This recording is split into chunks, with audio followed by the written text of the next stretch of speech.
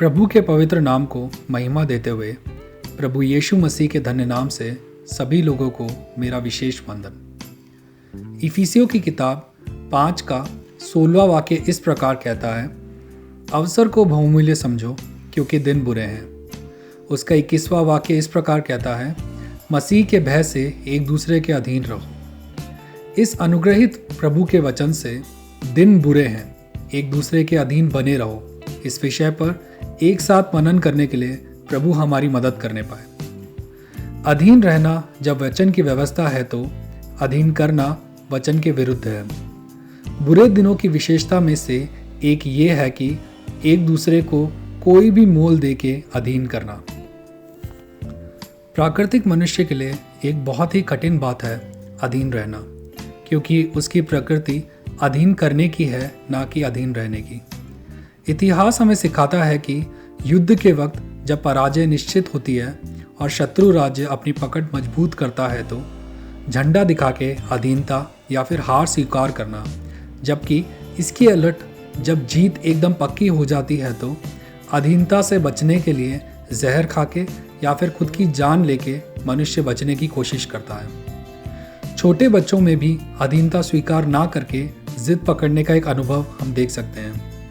एक घराना दूसरे घराने से, एक समूह दूसरे समूह से, राज्य देश अगर एक दूसरे के अधीन रहना सीख ले तो इस दुनिया का जीवन कितना ही सुंदर हो जाता।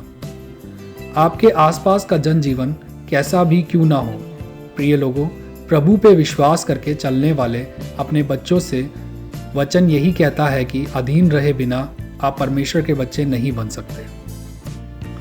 हमने जो वाक्य 16 और 21 शुरू में पढ़े, उन्हें अगर एक साथ जोड़कर पढ़े तो बुरे दिनों में जब लोग एक दूसरे को अधीन करने की कोशिश करते हैं, तब प्रभु के लोग एक दूसरे के अधीन रहने की कोशिश करें। इसी में बुद्धि है। पौलुस प्रेरित अपने इफिसियों के लेख में और प्रेरित पतरस अपने पहले लेख में विस्तार से ये बताते हैं कि किसे किसके अधीन रहना है। पतरस के पहले लेख से 6 विशेष बातों को आप सबसे बांटने के लिए प्रभु में मैं अपने आप को समर्पित करता हूँ। पहला पतरस 2 के 13वें वाक्य के अनुसार पहली बात जो हम समझ सकते हैं, सभी मनुष्य नियमों के हमें अधीन रहना है। उदाहरण के तौर पर सड़क सुरक्षा के विभिन्न नियमों के अनुसार गति नियंत्रण के कई सीमा चिन्ह हम देख सकते हैं। 40 किलोमीटर गति के मार्ग पर अगर हम 100 किलोमीटर की गति से वाहन चलाएंगे तो दुर्घटना होनी ही है, और फिर बाद में दैविक सुरक्षा को कोस के कोई फायदा नहीं। और ऐसे हमें सभी मानुषिक नियमों के अधीन रहना है। दूसरी बात के रूप में पहला पतरस 2 का 14 इस प्रकार कहता है, राजा और उसके प्रबंध के अधीन रहो। सत्तारूढ़ लोग कोई भी क्यों ना हो, चाहे उन्हें हमने वोट ना भी किया हो, प्रभु उन्हें इस स्थान पर लाया है और प्रभु की मर्जी से वो उस स्थान पे आए हैं। इस बात को समझ के उन्हें इज्जत देने के लिए और अधीन रहने के लिए हम बाध्य हैं।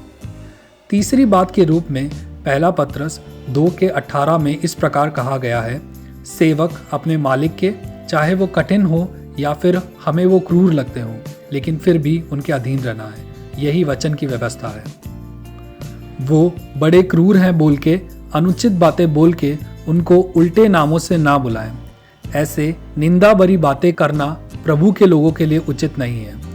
चौथी बात के रूप में पहला पतरस 3 का पहला वाक्य इस प्रकार कहता है, बीवियां अपने पतियों के अधीन रहें। इस वचन व्यवस्था को पालन करने से ही घरेलू जीवन विजयी हो सकता है। पहला पतरस 5 के 5 में 5वीं बात इस प्रकार कही जाती है, जवान लोग अपने बुजुर्गों के अधीन रहें। पढ़ाई या फिर पैसा कम है बोल के बुजुर्गों को परेशान ना करें। हम भी एक दिन उनके समान बलहीन होंगे, ये समझ रख के अपने यौवन में अधीन होने के लिए हम तैयार होने पाए। छठी बात पहले पतरस 5 के 5वें वाक्य के आखिर के शब्दों में इस प्रकार कही गई है, सभी लोग एक दूसरे के अधीन रहने पाए। हे प्रियो, ये अधीनता अगर हमारे जीवन की एक आदत बननी है तो हमें दीन और प्रभु का भय मानने वाला बनना जरूरी है। इस अनुग्रहित दिन में दुनिया की रीतियों के अनुसार एक दूसरे को अधीन करने के लिए नहीं, बल्कि कुछ भी नुकसान क्यों ना सहना पड़े, हमें मसीह की दीनता को कबूल करके प्रभु के भय में एक दूसरे के अधीन रहने वाला बनना है। 21वें अध्याय के 13वें और 15वें वाक्य को अगर हम लागू करें, अधीन रहो, इस वाक्य को मानते हैं तो इस दुनिया के शत्रुओं को प्रभु हमारे अधीन कर देगा।